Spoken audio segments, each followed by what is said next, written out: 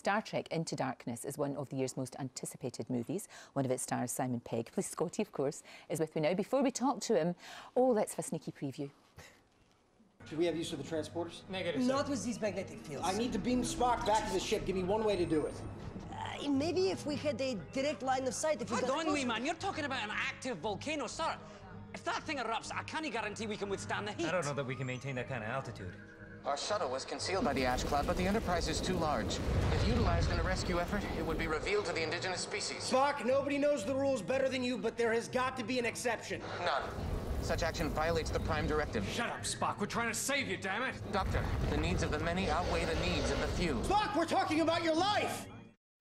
Simon Pegg joins me now. I went to see it last night. Oh, it's awesome. It's exciting, isn't it? It's the best, the best, the best. It really is. I think it's even better than the last one. I think, yeah, we had to kind of up the stakes a little bit and push it. And also with this one, we could hit the ground running because you've met everybody again now, so we didn't need the time to introduce. True. So yeah, it goes off. It's funny seeing the boys in their skin-tight suits there because on set, they would push out their stomachs, both of them, Chris and Carl. It was a completely different look, believe me. So you have to be really fit to wear those suits. They're very unforgiving. They show everything. They do. And Scotty gets to be a bit of a... I don't want to give too much away. I really don't. But a bit of an action hero in this, actually. You know, he's not just stuck down saying, the engines can't take it, Captain. You know, he does a lot more. You do it so much better than me. Not at all, not at all. You got a great accent. It's really good. Thank you. Really, really good. So yeah, he's out and about. He's doing lots of things. Yeah, I got to do a lot of running around and wire work and stunts and stuff, and I had to get super fit. But it's so nice to be able to have a physical challenge at work as well as, you know, just a sort of cerebral one. I thoroughly enjoyed it. And all those guys are so fit. I had to really sort of get in shape, you know. I know. They are absolutely good. What I loved about it was, because I'm a fan of original Trek. I mean, I'm that old, so I remember original Trek. And it's so faithful to that. You know, it really is. And I think that's really, really important. Like the design of the Enterprise and the shuttlecraft and all of that. It's all, look, there's my hero. There he is. My first crush. I love him so much. Gorgeous. And Zachary Quinto does a brilliant young Spock. Absolutely. But well, it's good that it's... Yeah, Scott Shambliss, who's our production designer, utterly embraced the original series. But if we'd done exactly the same, it would have looked silly because it would have looked anachronistic. So we had to bring it up to date and keep the old feel, and he does that beautifully. Oh, it's worked incredibly well, and the references all the way through. Yeah, there's a lot there. That we would know, like Christine Chappell and people like that. You know, nobody will know what I'm talking about if you don't know Star Trek, but you will, and that makes it.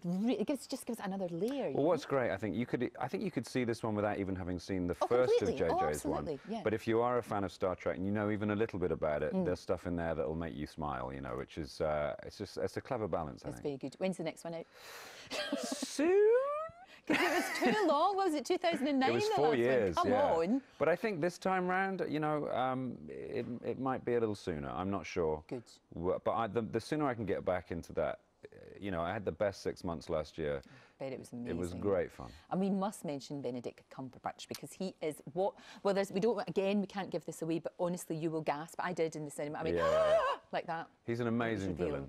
He's our this character John Harrison, who's like this enemy from within, you know, and it's very current. The kind of the idea that our enemies are not far away. Sometimes they're among us. It's very current now, so it kind of works. It did really, really, really resonate. And of course, you can do conventions now for the rest of your life and never have to work again. I know. I was saying I have friends who will just do that every now and again, just go off, and you can go all around the world and meet these fantastic people who just. You know, I'm a fan, so I know what it feels like to be a fan, and it's a lovely thing to be part of. It isn't. It brings so many people together. Yeah. But is it true that you're more of a Star Wars man rather than Star Trek, or is it equally now? Star Wars, when I was 7, Star Wars came out, so it hit exactly the right age. Exactly. Star Trek I discovered when I was although I was watching the cartoon when I was younger than 7. I can't remember the cartoon. I saw the cartoon first. Yeah. And then when I was 9, because Star Trek, the original series, is a little bit more grown up. They're like little plays, you know. And I became a Star Trek fan afterwards. But I'm no less a fan, you know. And I'm very, very proud Trekkie now. Oh, as are we all. As are we all. And you just wonder, could they ever be merged? Wouldn't that be amazing? Well, they kind of are now, because JJ's going to, you know, is taking over the Star Wars saga. Yeah, this is the director of this one. Of JJ Abrams, could Scotty not be in both of them? The trouble is, Star Wars, as we know it, happened a long, long time ago. Yeah, but there's time travel. You're fine. You're right. There's no way out of this. There's no. You I can could go just down a crop wormhole. up. You know what would be good would be if the Beagle that Scotty mentions losing in the first film, he's doing transporter experiments, and he loses the Beagle of Admiral Archer. He does. And Doggy, it never comes back. That's It would be great if that suddenly just beamed into Star Wars and then disappeared again as a little.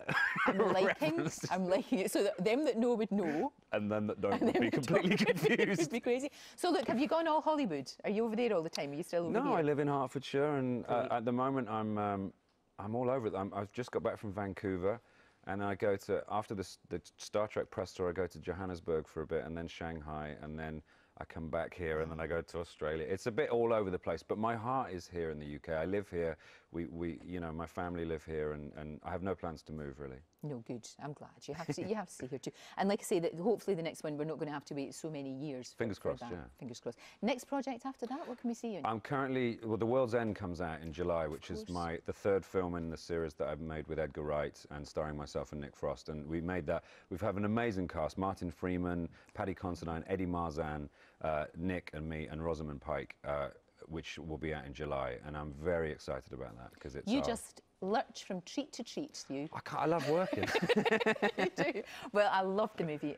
I can't recommend it highly enough, and I'm desperate for everybody to see it so that I can talk about it. Me too. I don't want to give it too much away. It's been a year for me. I've been like, when can I speak about this? this? It's great to see you, Simon. Thank you so much. Nice to You're be here. a fabulous Scotty. Thank you. Right, still to